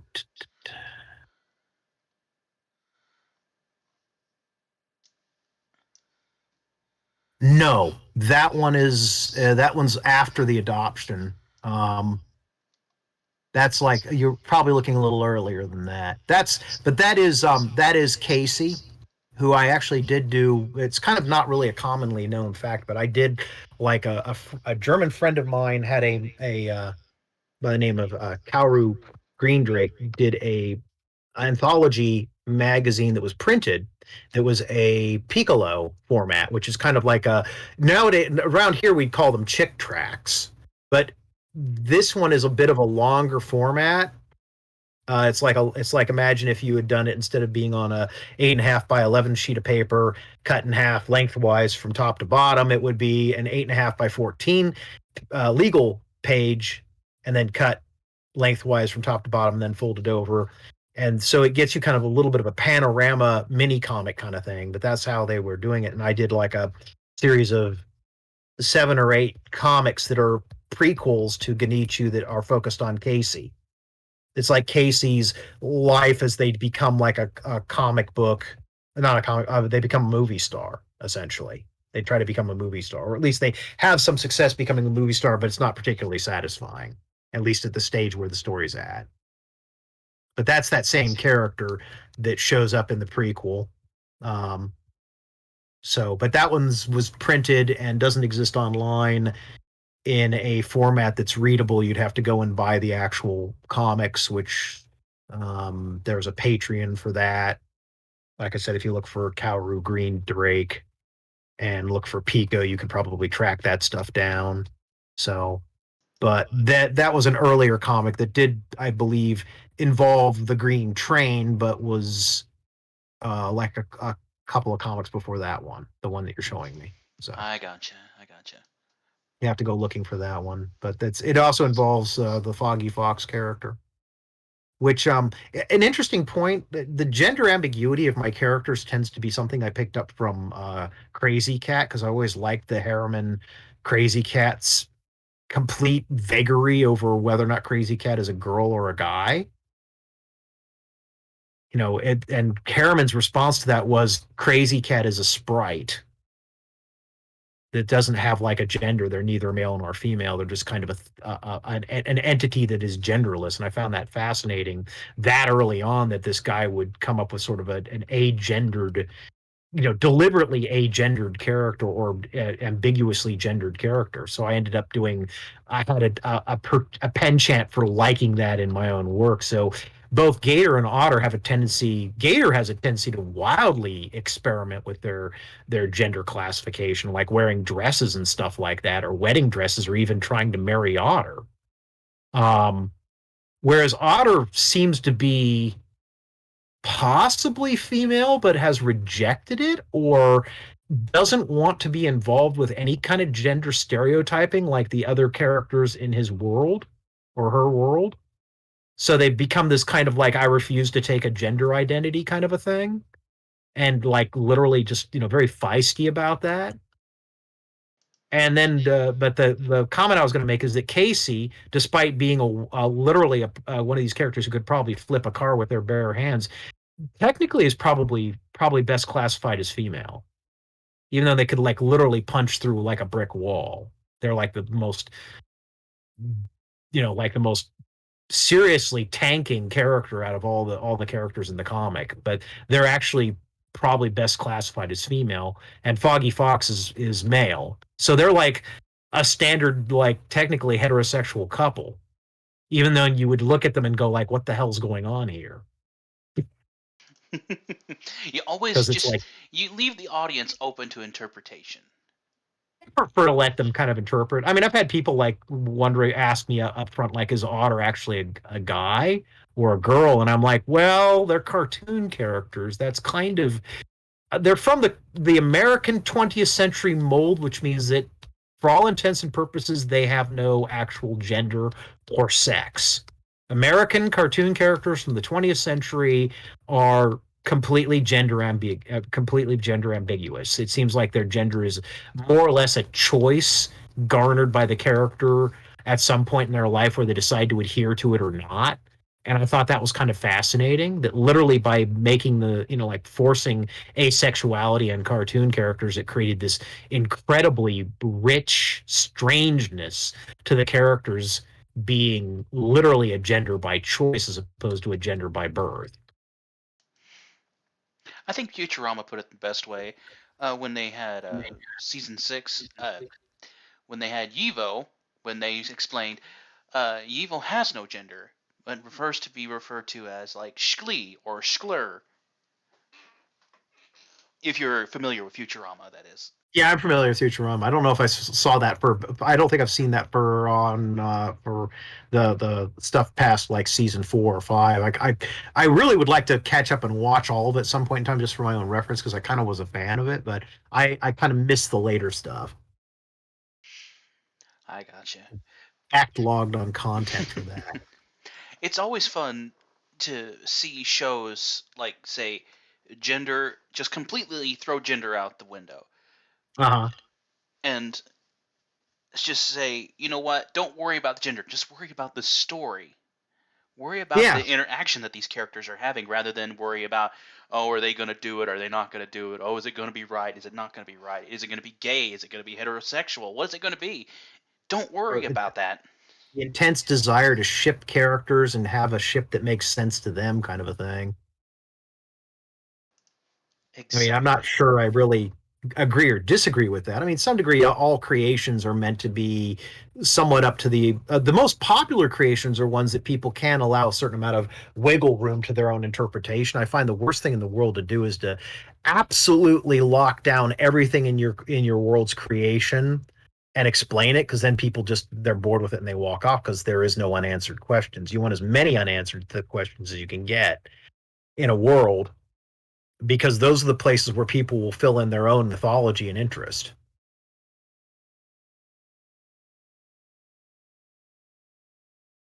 A certain richness of character design helps. I mean, it's one of the reasons why MLP is successful, is because you can kind of create your own personal character in that environment and exist in that environment as in your own way. Whereas a lot of cartoons, they don't have that kind of rich tapestry of community to settle in on. GoneChoo doesn't have that because Otter and Gator's world is kind of in a sort of weird post-apocalyptic state where pretty much all Golden Age cartoon characters have mysteriously disappeared, and they've been replaced by this sort of strange, two-dimensionally flat, single-colored plastiform entities who are interested only in community and conformity and strangely creepy ideological dogma. And the only existing characters that are really, like actual people are like pretty much the only two main characters for the most part. You kind of notice that as you go along in the comic, as you first wander around, it's like, oh, that's nice, these two characters. Then you're like going, where's everyone else? And then you kind of realize, wait a minute, what the hell's going on here? It gets kind of more and more disturbing as you go along, and suddenly it becomes more kind of unnerving and post-apocalyptic as you go on. And by about the halfway point, if you haven't figured that out, then yeah, you're probably going to be lost. I always point to people, they're like going, one person once said this comic cerebused itself, which is where the Cerebus syndrome is where a supposedly funny, lighthearted parody comic becomes deep and dark and really, really, like ponderous. And I'm like going, but I said it was always in the cards for this to happen. If you look at strip 14, I mean, the Sunday number 14, the second Sunday, pretty much tells you to your face, you're going to be traumatized at some point in the future when you actually delve into this character deep enough. Something really dark is going on here. I'm letting you know right now, just to warn you, that it's going to happen at some point in time. You're going to laugh at the funny animal antics. You're going to find it cute. You're going to be, amused by the amusing characters and whatnot. But at some point in time, there will be a reckoning. Inception will happen. Yeah, something dark is riding underneath all this. But I made it clear on the second Sunday that there was something serious happening underneath all this cute, funny animal antics stuff. That was, but people are funny. They only want to see what they want to see in the most cases, or they kind of file the stuff they don't understand to the back and don't let it bother them too much, and just kind of hope that it goes their way. I think that's kind of a natural survival technique for a lot of people, anyway. But anyway, so. Yeah, I mean, it links with other cartoon shows as well that starts off with funny and humorous, but they try to deliver a seriousness to it a little bit more in each episode later on down the line. Yeah, Adventure Time did that to some degree. I think it started out as kind of a comedy thing, and then with hints that there was something much more serious going, and then by like 3 or 4 seasons in, you have a character crying their eyes out over the wreckage of their life, and you're just like going, holy crap. Oh yeah, it's the I'm not even sure what to call it, because it's not really another season.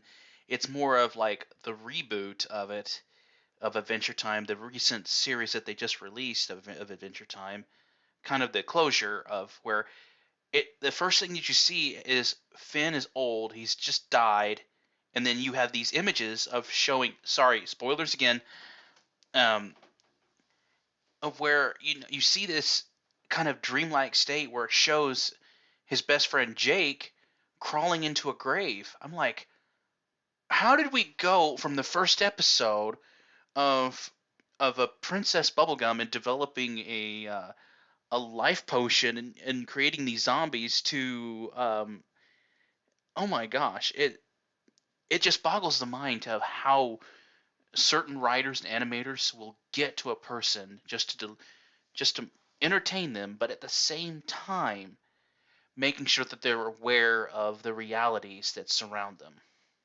I mean, yeah, I mean, there's a lot of that. I think in the last 20 years we've been getting in a lot of postmodernist cartoons, and I'm kind of a fan of that anyway. I mean, I grew up on I still think one of the great cartoon classics of the 20th century, and a complete and utter surprise of the source that it played on, that would ultimately the kind of um, resultant negative effect they had on American culture, was MTV's Aeon Flux. MTV, after the 1990s, when they started to get into reality TV, ruined American culture more than any other single force, I think, in our culture. But in the 90s, they put out a cartoon which was one of the most thoughtful, deep, and surprisingly unconventional science fiction series I've ever seen, and it got better as it got along. I mean, it started as these sort of vague postmodernist um, deconstructions of spy thriller stuff, where the main character constantly dies as opposed to being successful. And then at the very after that, they did a 10-episode season where they totally took that and actually managed to make it better with conversation and a bigger budget and longer episodes, which I did not expect. I expected it to totally, turn into a big pile of poo. But it actually turned out even better in the third season. In the technical third season, the 10 episodes of the third season is in my opinion, some of the best science fiction television cartoons that were ever made. Certainly in the 20th century, perhaps forever, but I don't know. We'll see what happens. But it's an amazing series because of how sophisticated a lot of the storylines were. The movie didn't happen. There was no Aeon Flux movie, despite what you believe. It didn't exist any more than the Aliens 3 movie exists. So just remember that those didn't happen. In any event, the Aeon Flux movie was not actually in any way, shape, or form involved the creator. It was just MTV flogging an IP with as much gunfire and effects as they possibly could to make it into a the kind of sort of like most superhero movies, and that's why it's disappeared off everybody's radar as being a non-existent film. So anyway, but yeah. But I love that kind of postmodernist treatment of cartoons or anything like that. And to some degree, GoneChoo was an attempt to kind of take the funny animals, the golden age funny animals, and do a little bit of a postmodernist twist on that too, while keeping as close to the funny animal motif as I could throughout most of it. You can still kind of enjoy it as a funny animals comic. True. You don't even have to get into the weird cosmic strangeness of the ending. You can just kind of enjoy it for the random horrible dad jokes and puns and silly stuff. Gator falling into the mud. All that stuff is unironic comedy galore in GoneChoo. Comedy that's basically like you thought wasn't funny, but guess what? It's still funny. It's just that nobody does it anymore because they're so self-conscious about it. It has that sort of revisited, rewatched value. It's something that you can always go back to later on and still enjoy. Yeah, that's why I kind of want to do more stuff with it, even though I'm as a comic strip, I think it's done and it's never really going to come back as you see it. There might be some explorations in various mediums, but I'm done with it as far as I am concerned as a comic strip, to some degree due to medical issues, because as time has gone on, unfortunately, I've been starting to develop some arthritis, and it's harder for me to draw with a pencil like I used to. It may go away over time, but over the last couple of months and years, I've kind of noticed a stiffness in one of my thumbs, my primary drawing thumb. So I'm finding it easier to work in other styles or mediums than just drawing. So well, regardless, at least you have a collection to look back on. yeah, I mean, it's done as far as I'm concerned. We did a full technical year of comics out of this. I mean, it lasted 3.5 years to do it, but technically speaking, at some point in time, there will be a book. One of these days I'll get around to it. I mean, these things are the Sundays you see, they're printed at like 2,000 by 500. The originals are 20,000 by 5,000. So what you're seeing is the originals are 10 times that size. That's how much more how much more resolution than what you're seeing in the stuff that's posted. It's literally 10 times bigger. I could like Oh, wow. wallpaper a wall with one of the Sundays at 300 DPI. Holy moly. That's how big that is. It gets huge. I mean, it's literally like at 300 DPI, it's measurable in feet. You know, the size of that comic is measurable in feet. So it's, and the reason why I got away with such huge sizes is because PNG compression, if you use a lot of solid colors, you get incredible savings values. When these things are uncompressed, they're like 100 megs. But when they're compressed down, they're like maybe a meg because there's so much blank singular color space in these comics. I don't do any, none of the aliasing or blending. They're all just absolute colors. And that makes them a lot more small in PNG, so I can save like a bunch of them. The entire GoneChoo series fits very conveniently on a CD with no trouble. It's that small because of the compression I used and the way I colored them. Okay, So, and but for those of you listening, understand that the size he's talking about, if you was to put the poster up on the wall, if there had been a flea on the otter, it would be about the size of a $50. Just to give you an idea of the size of these pictures. Oh yeah, these things are ridiculously, I mean, they're not detailed, but they're ridiculously large. I could do vector art out of every single panel because the bitmaps are so huge that it would be able to follow a vector version of them and it would look absolutely perfect because they're just, there's so much size on that. I was usually working within 4 to I think all my drawing equipment was 4 to 8 gigs when I was using it. I was using like Art Rage and to draw a lot of these, and I colored them in Photoshop so that the colors wouldn't get into aliasing. The secret is the lack of aliasing colors. That way, it only has like, I mean, these GoneChoo comics maybe have a grand total of like 35, maybe, or a grand total of 64 colors, actual colors in general. Like between each comic, there's only a couple of like actual colors. It's mostly just very standard flat ranges of colors. That helps immensely, with keeping the sizes down. Oh wow. That is very At some point in time, I'd love to print up a bunch of stuff with like, I'd like to print up some actual like larger sized posters and stuff. There's probably been some demands from people to get stickers and whatnot, but I've been bad about it. I admit the reason why I do this stuff is I enjoy the creating of it, but I haven't really been very good at marketing it or doing anything with it. So, I'm starting to move into, like I said, I'm fascinated by the prospect of digital medium and getting support through like a Patreon or other mediums to produce stuff. Like basically that seems to be the new model. I'm seeing a lot of that now where basically you're an artist, you produce stuff, and you produce stuff at the rate that you are able to financially afford to do so, depending on what people contribute. You're not actually you're not actually selling stuff to people. You're not actually giving them stuff where they buy a product off of you in exchange for money. You are just basically asking them to help in the effort to financially support you so you can produce what they seem to feel you are producing is good, that they feel like, they're just basically helping you produce what you want to produce. I'm seeing a lot more of that kind of sort of, it's like a throwback to the old days of the 17th century king patron of the art thing, where you would have like a musician like Mozart being like, who basically was, paid, all of his stuff was paid for by, the support of a king or a patron, a rich patron. And he just basically did more or less hopefully with minimal artistic interference from his patron.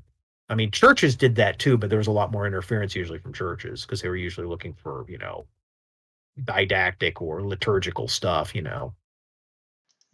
But you know what I mean. But we're kind of entering this sort of interesting stage where, you get a bunch of people to basically support you producing what you want to do. You're not actually selling anything per se. You're just selling, the fact that you will continue to produce this stuff, preferably at a faster rate, the more support you get. And I'm kind of fascinated by this prospect of kind of a productless support of an artist's work where you're just basically, you're rewarded by seeing more of that stuff that if you and others didn't reward it, then yeah, they'd probably be busier doing other things with their time. And I'm seriously considering that myself because a lot of this stuff I've just been doing for free.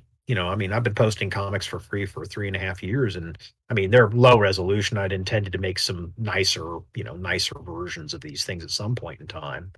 But it occurred to me that, that's actually fine. I don't actually mind not, I don't actually mind just doing it for free, but it would be nice that if I had money coming in to support me producing this stuff, then I wouldn't have to spend half of my time doing a day job. And then there'd be even more of this stuff.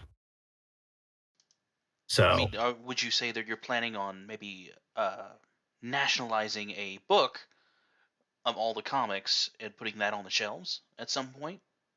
I'm looking at that. Yeah, I mean, I'm thinking about that's been actually in the prospects for years. Like for the last 4 or 5 years, I've thought about producing a physical. Because I mean, a physical copy of the comics would look a lot better, especially if I did say an 11 by 17 um, book or something, or a 13 by 19 book or something like that.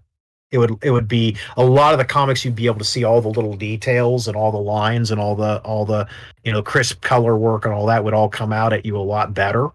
Um, I would like to do that. I think a lot of this stuff would look better if I actually did put it in print. But I've just been unfortunately not so interested in producing the printing stuff because I just prefer to be spending my time making new stuff as opposed to worrying over trying to figure out how to get the old stuff into a printable form. So I don't know. It's one of the quandaries of being an artist as opposed to being into it for the business. At some point in time, I kind of have to stop thinking like that and start being serious about, preserving the legacy in a physical format. I mean, at least the Casey comics are in a physical format. There's like 7 Pico issues out so far. But I don't know if there's how many of them are available for buying. There's print runs, and then you pre-purchased on print runs, and I don't know how many actual available comics are left in those cases. So I'm not even certain how much one of those is worth now. I've been joking about the fact that I've been keeping my Pico stash and saying someday I was going to buy a boat with them or something because they're going to be so valuable because they're so rare. Oh wow. We're getting close to wrapping up now. Before we close out, is there any place that any watchers could go to view all of your comics online? The best place. I mean, your best bet is just to search for GoneChoo, GoneChoo, and the highest resolution versions of the comics currently exist in Weasel, Weasyl, is probably the best online location for finding the comics in the best resolution. On Fur Affinity, they're in a slightly lower resolution, and on the Tumblr they originally posted on, I stopped producing them in readable formats towards the very end for various reasons. And I never went back to repair the Tumblr ones because I essentially disagree strongly with Tumblr's restriction on adult content. Even though I don't produce adult content myself, I don't believe that it's a healthy idea to restrict adult content like that. I don't believe that's a good thing. I mean, I just don't, I don't personally have much interest in producing that kind of stuff myself, but I feel it's unfair to dump on people over adult content, especially considering the internet more or less was built on that sort of honesty. So, so I kind of abandoned Tumblr just simply as a sort of in unity with the people that, you know, disagree with Tumblr's sudden shutdown of all that change of policy. I never really went back to it ever since, and probably never will. But Weasel's probably your best bet. WEASL. SYL and look for GoneChoo, GoneChoo, for looking for, like the comics there. That's probably your best place to get them. Like I said, I tried to start on DeviantArt, gave up there after about 7 of them. Oh yeah, they're also on Twitter. If you go to GoneChoo Twitter, I think they're all there as well. And the what's the best place to keep up with any news? Oh, I'd eyeball GoneChoo Twitter because I imagine that once that I have anything really important to say, it will probably happen on GoneChoo Twitter. There's some possibility of, like I said, Otter Retro is probably going to become a lot more lively, but that's going to be very much focused on just Otter's exploration of C64 and Amiga related content that I grew up with and my opinions and memories around that stuff. And that's pretty much what that's going to be about. It's just kind of your classic, VTuber playing, character playing in the corner kind of stuff, that kind of thing. But it's strangely engaging. I've watched it as I was producing it and said, wow, this is actually kind of strangely engaging. I really want to watch this, even though I'm the one controlling it. Look forward to that. With your Yeah. Picarto, do you have like a regular schedule that that anyone could follow? Is there any particular area of time that you stick to, or is it just whenever you feel like it? Well, that's an interesting bit about Picardo. Right now, I've been streaming on Picardo for recordly lengthy periods of time. I mean, I'm usually working on 3D stuff, but the problem is 3D stuff is extremely boring to watch. So usually it's just stuff streaming in the corner, like weird esoterica. Like right now, we're like in the middle of like a week long uh marathon of Hilarious House of Frightenstein, an old Canadian kids show that's very appropriate for Halloween. And that's kind of what's been going on. But yeah, I don't really. I mean, I stream pretty much on. You could practically just walk into a GoneChoo stream on Picardo, and chances are I'm probably streaming already. It's that bad. You can forget about schedules. It's literally like chances are I'm already streaming. Just go in there and talk and eventually address. If you, I'll eventually, you can eventually get me in a conversation at some point in time. But I mean, I'm usually active more towards like Monday, Wednesday, Friday, Saturday, Sunday. Usually kind of distracted on Tuesday, Thursdays. Probably unconscious or partially conscious during the evening periods, but still streaming anyway. That's just Picardo's. That's just how Picardo works. It works for me okay.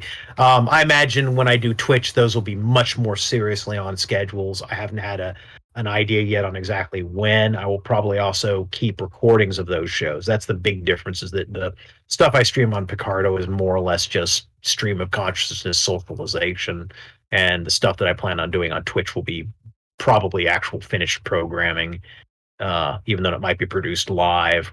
That's kind of my plan. So we'll see how that works out. Awesome. All right. Well, I think that pretty much covers everything. All right. Any closing questions or comments, Cosmic Pros? No, I think that pretty much covers it. I basically saturated you poor people with endless, rambling conversation for 2 hours, and I want to thank you so much for tolerating it, and anyone who managed to stick it out.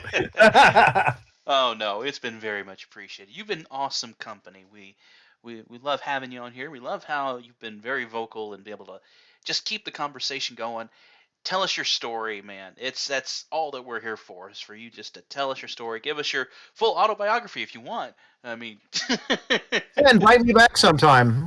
Maybe when I've actually done something interesting again. yeah, maybe in another 12 years or however long it's been since we last had you on here, but it's been At a least pleasure. it's at least it's been 5 or 6 years since I last was on here, I think. Yeah, we're all definitely a little older since then. Yeah, I imagine so. Well, we do appreciate having you here. We appreciate you, and I appreciate Cosmic Pros helping me along with this. And we thank the audience for their patience and for joining us here on Suiting Up for Life. We hope to see you here next time here on the Omega Republic.